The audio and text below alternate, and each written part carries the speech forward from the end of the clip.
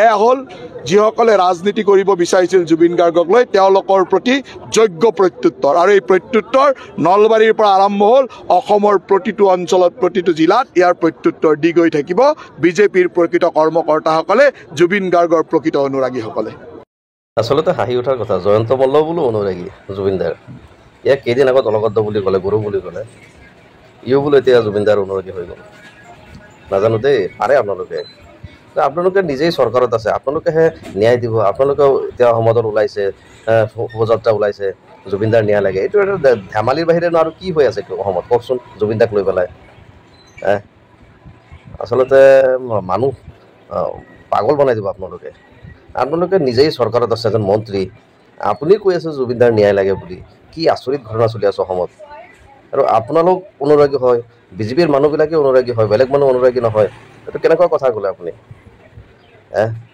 আপোনালোকৰ মানুহ সেইটো কৈছিলে, শিখা শৰ্মা কৈছিলে জুবিনক বেন কৰিব লাগে। প্ৰশান্ত ফুকন বিজেপিৰ এজন বহুত পুৰণা এজন MLA, তেখেতেও বহুত বেয়া বেয়া মন্তব্য কৰিছে। আৰু সেই বিজেপিৰ মানুহবিলাকে যদি জুবিনদাৰ প্ৰকৃত অনুৰাগী হয়, আচলতে এইটো খুব হাস্যকৰ কথা। আৰু জয়ন্ত মল্ল বৰুৱা ডাঙৰী, আপুনিও জুবিনদাৰ অনুৰাগী, আচৰিত কথা দেই। অসমৰ ৰাইজে এতিয়াহে শুনিব পাৰিছে যে জয়ন্ত মল্ল বৰুৱা বোলো জুবিনৰ অনুৰাগী আছিলে। আমি কেতিয়াও দেখা নাছিলোঁ। আৰু এই বোলে জুবিনদাক বোলে আৱিষ্কাৰো কৰিছে। মাজত বাক্সা নে ওদালগুৰি ক'ৰবাত এটা প্ৰগ্ৰামত কৈছিলে জুবিনদাক মইহে আৱিষ্কাৰ কৰিছোঁ। চাওক কেনেকুৱা মানুহবিলাকক লৈ পেলাই, অসমৰ মানুহবিলাকক লৈ পেলাই কেনেকুৱা সিহঁতে মানে জুবিনদা মানে কি ক'ম আৰু, কি ধেমালিহে কৰি আছে সিহঁতে। সঁচা কথা ক'বলৈ গ'লে জুবিনদাক লৈ পেলাই ধেমালিহে কৰি আছে। গোটেই অসমৰ ৰাইজে বিচাৰি আছে জুবিনদা justice for Zubeen Garg, #justice for Zubeen Garg. আৰু সিহঁতে ধেমালি কৰি আছে। সিহঁতেও এতিয়া আম জনতাৰ লগত ওলাই আহিছে যে জুবিনদাৰ ন্যায় লাগে। চাওক মানে কাহিনীটো কেনেকৈ মানে বনাই আছে সিহঁতে, কিমান বিতৰ্কৰ মাজত ঠেলি আছে জুবিনদাৰ ন্যায়টো লৈ পেলাই।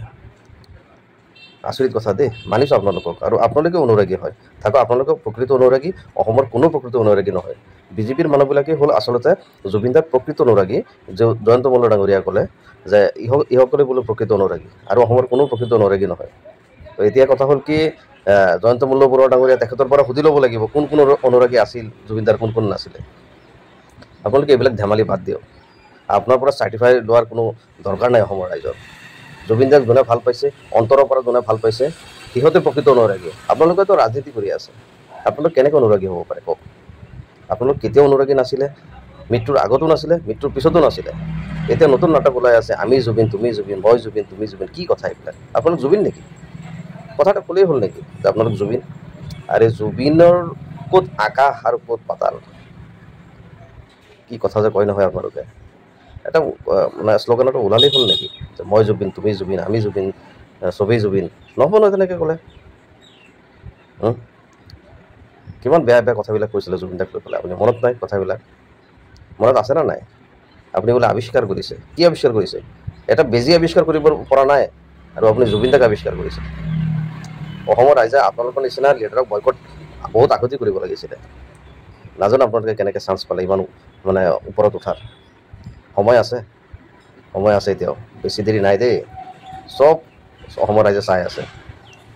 আপোনালোকে জুবিনক ন্যায় দিব নোৱাৰে, ভাল কথা। আপোনালোকে আকৌ জাষ্টিছ বিচাৰি আছে জুবিনৰ কাৰণে, আপোনালোকে প্ৰকৃত অনুৰাগী, খুব বেয়া লাগিছে। আৰু এইবিলাক ধেমালি নকৰিব অসমৰ ৰাইজক লৈ পেলাই, ধেমালি একদম নকৰিব বুজিছে। বন্ধ কৰক আপোনালোকে এই জুবিনদাক লৈ পেলাই ৰাজনীতি টোটেলি বন্ধ কৰক। আপোনালোকৰ ৰাজনীতি ভাল লগা নাই। অসমৰ ৰাইজে চব এতিয়া মানে দৃষ্টিগোচৰ হৈ আছে।